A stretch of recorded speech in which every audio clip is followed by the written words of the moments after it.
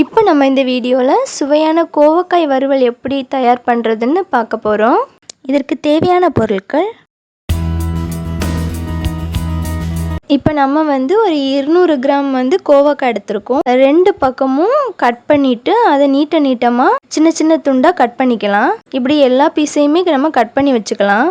இப்போ நம்ம கோவக்காயெலாம் கட் பண்ணி வச்சுருக்கோம். இப்போ நம்ம இதுக்கு தேவையான மசாலா அரைக்கிறதுக்கு ரெடி பண்ணிக்கலாம். ஃபஸ்ட்டு பேன் எடுத்து அடுப்பில் வச்சுக்கோங்க. பேன் ஹீட் ஆனதுக்கு பிறகு கொஞ்சமாக எண்ணெய் விட்டுக்கோங்க. அப்புறம் 1 டீஸ்பூன் ஜீரகம், 3 காஞ்ச மிளகாய், அப்புறம் ஒரு 5 பல் பூண்டு இவ்வளவும் போட்டு நல்லா வறுத்துக்கோங்க.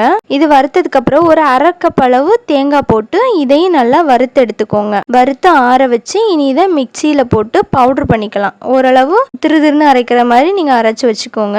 இப்போ நம்ம கோவக்காய் வறுக்கிறதுக்கு ரெடி பண்ணிக்கலாம். இப்போ நம்ம அடுப்பில் பேன் வச்சு பேன் ஹீட் ஆனதுக்கு அப்புறம் ஒரு 4 டீஸ்பூன் எண்ணெய் விட்டுக்கலாம். எண்ணெய் விட்டு நம்ம கட் பண்ணி வச்சிருக்கிற எல்லா கோவக்காவையுமே இதில் ஆட் பண்ணிடலாம். ஆட் பண்ணி நல்லா வறுத்துக்கோங்க. எண்ணெயில் எல்லா இடமும் படுற மாதிரி நல்லா வதக்கி விட்டுக்கோங்க. ஃபர்ஸ்ட்டு இது ஒரு 10லேருந்து 15 நிமிஷம் வரைக்கும் நீங்கள் வறுக்க வேண்டியது இருக்கும். இப்போ ஓரளவு கலர் சேஞ்ச் ஆகி உங்களுக்கு தெரியும். அந்த டைமில் நம்ம அரை டீஸ்பூன் வத்தல் தூள் போட்டிருக்கேன், 1/4 டீஸ்பூன் மஞ்சள் தூள், அரை டீஸ்பூன் தனியாத்தூள், தேவையான அளவு உப்பு இவ்வளவும் போட்டு நல்லா வறுத்து எடுத்துக்கலாம். இது பார்க்குறதுக்கு ஒரு ப்ரௌனிஷ் கலரில் வந்ததுக்கு அப்புறம் எடுத்து வச்சுருக்கிற மசாலாவை இது கூட ஆட் பண்ணி நல்லா வறுத்துக்கலாம். இது ஒரு 5 நிமிஷம் வரைக்கும் நல்லா வறுத்து விட்டுக்கோங்க. இப்போ நமக்கு சுவையான கோவக்காய் வறுவல் ரெடி ஆயிடுச்சுது. நீங்களும் இதை வீட்டில் ட்ரை பண்ணி பாருங்கள்.